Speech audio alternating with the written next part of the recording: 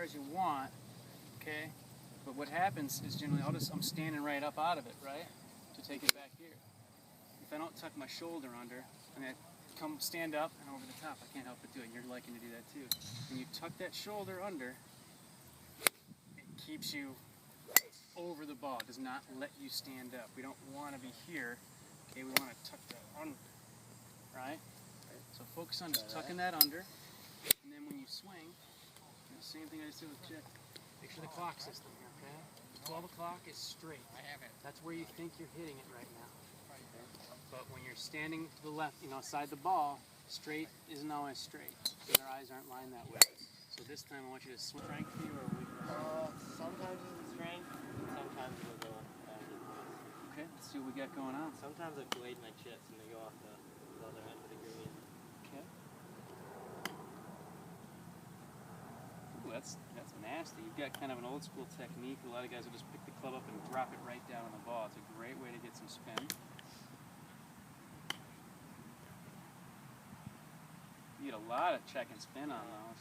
I like how your hands are kind of soft. Let me check you out here.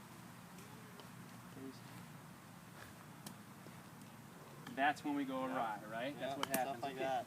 All that is, man, is the weight distribution I was talking about. On that one right there, unlike the other shots, when you brought it back, your weight shifted back a little, okay?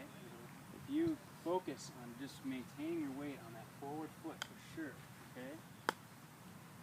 80% of the weight on that forward foot, you really will not chunk it. Okay, you're not going to chunk it anymore after that. So head quiet, turn the shoulders, weight on the front foot. Look at that. That's nice. And I like how you're turning with your shoulders, but your hands are soft. That's awesome. I mean, that's technique you definitely want to keep. Another trick for tight lies like this that Graham McDowell likes to teach is just to open the club face a little bit. It's hard to chunk it. If I got the club face open, I can try and chunk it and the club just bounces, right? Because you're using the bounce. So for these shots, you can open it up a little bit and just use that bounce. And that way, again, you're not going to chunk it. If the weight's forward and you're using the bounce, it's darn near impossible to chunk it.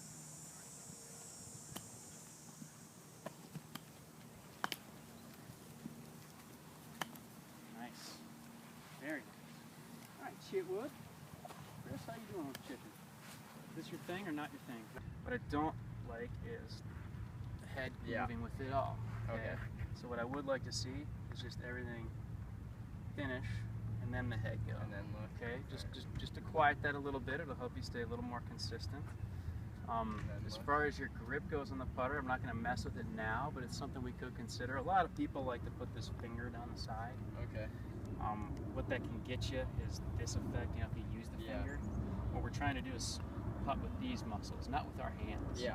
The hands are pretty much doing this, okay? They're staying together. Yeah. Those are the muscles you're putting with. So that, you might want to neutralize that just by making it your regular grip on the golf club. Maybe take away that finger and just grip it normally, just like you would a regular club.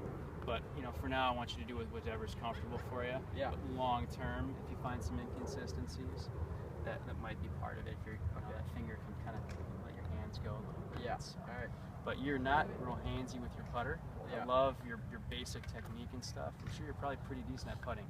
Compared to maybe full swing and stuff. Yeah. Right? It's probably my stronger area. Okay, cool. I can tell. So I'm not going to mess with that too much. All right. Kind of like I've told each of these guys too, and I'll review this when we're finished here, but a good thing to do when you show up to practice is hit some very long putts all the way down the hill, longer putts up the hill, and I like to work my way closer to the hole, okay?